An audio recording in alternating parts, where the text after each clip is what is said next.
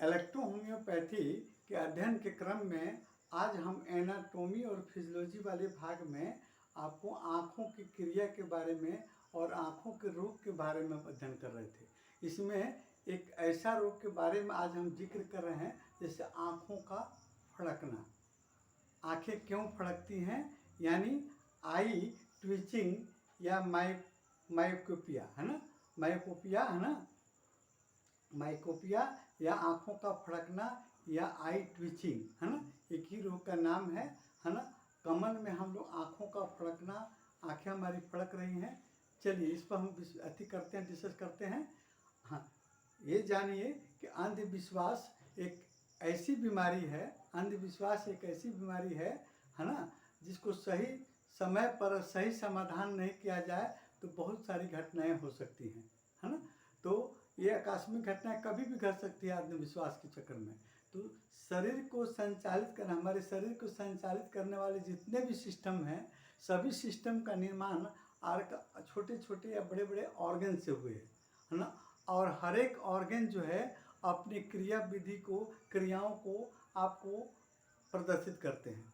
कभी न कभी आप बताते हैं कि हमारी एक अंग की क्रिया विधि क्या है। उसी क्रिया विधि के क्रम में कभी कभी आपको मतलब छोटी छोटी क्रियाओं को हम अंधविश्वास के रूप में ले लेते हैं।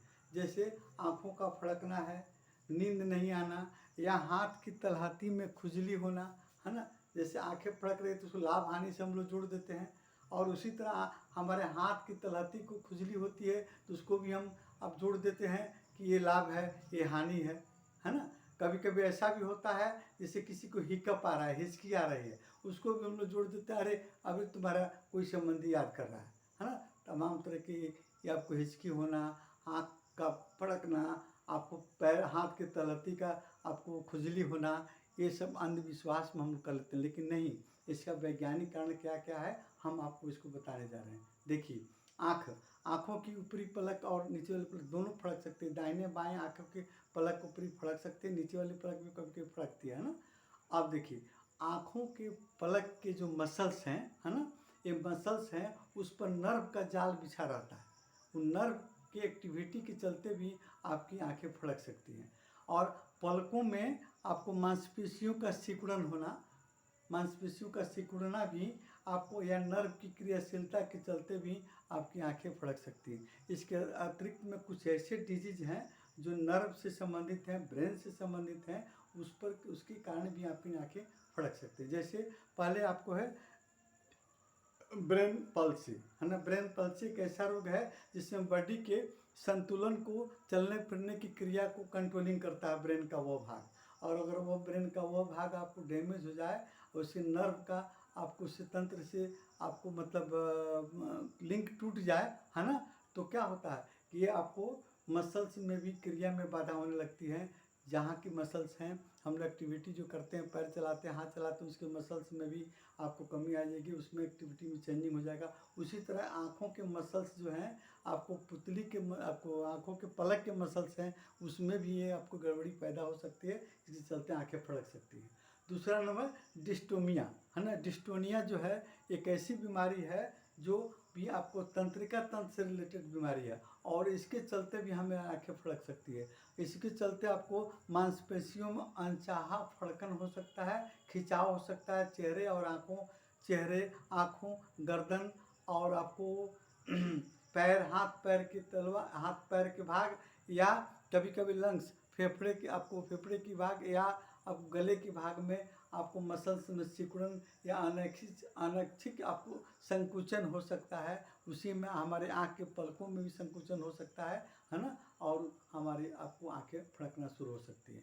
तीसरा पार्किंसन डिजीज। पार्किंसन डिजीज में भी वही होता है, हमारे आपको शरीर से जो पैर हाथ के आपको मसल नर्व हैं, आपको जो आपको सूचना ब्रेन तक ले जाते हैं, उसका लिंक टूट जाता है ना, हमारी सूचना नहीं पहुंच पाती है, उसमें मसल्स में आपको उसी तरह फड़कन होना शुरू होता है, हाथें हमारी हिलती हैं, शरीर कांपता है। उसी तरह आपको आँखों के पुतली में भी आँखों के आपको मतलब पलक में भी हो सकता है, वहाँ भी आपको लिंक टूटेगा, उसके हिसाब भी आपको हो सकता है।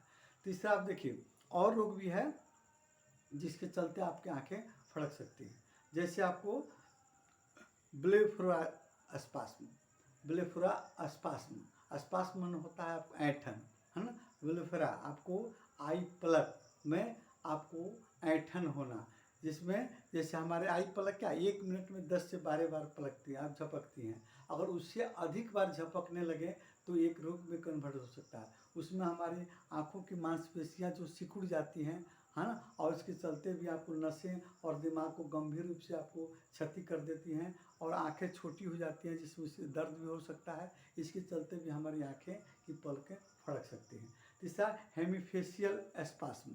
हेमीफेशियल स्पास्म जैसे आँखों का आपको दाहिना आँख हो या बायां आँख का कॉर्नर से फड़कन शुरू होता है। मसल्स आपको चेहरे के मसल्स में, गाल चिक्स के मसल्स में फड़कन हो सकता है। आपको मुख के कॉर्नर में भी, मसल्स में भी आपको फड़कन हो सकता है ना। और आपके आँखों के पलक में भी फड़कन हो सकता है। कौन? आपको हेमीफेशियल स्पास्मा से।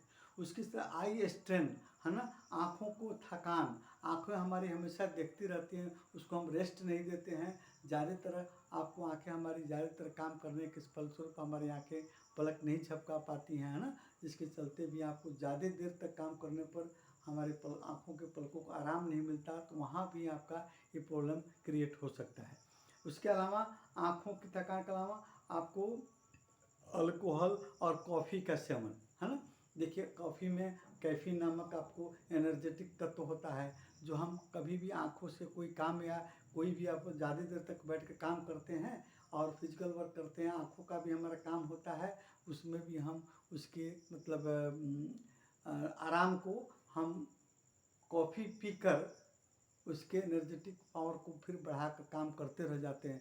हम हरासमेंट थकावट को मिटाने के लिए प्राकृतिक सहारा नहीं लेते हैं, है ना। और वहाँ पर भी हमारी आँखें आपको फड़कना शुरू हो सकती है। इसके अतिरिक्त में अल्कोहल का सेवन भी हमारे आँखों को हानि पहुँचा सकती है। और स्ट्रेस, तनाव, है ना, तनाव होना, चिंता, है ना, और तनाव होना भी हमारे ऐसे आपको आँखों को फड़कने का कारण हो सकता है ना।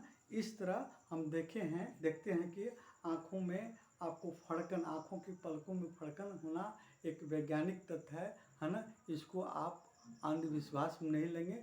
अगर आपकी आँखें फड़क रही हों तो फिर आप आपको आई के डॉक्टर से दिखाएं, या इलेक्ट्रोहोम्योपैथिक औषधि एक्सटर्नल रूप में RE और Y को पॉइंट नंबर 1, 2 और 3, है ना, according to law of polarity के हिसाब से एक्सटर्नल लगाइए, या WE को 5 से 10 बूंद अकॉर्डिंग टू रोग और रोग के हिसाब से या आपकी उम्र के हिसाब से उचित डोज में उसको पिलाइए, है ना। 15 से 20 बूंद दिन भर में 3 बार पिलाइए, आपके आँखें की फड़कना रुक जाएगी।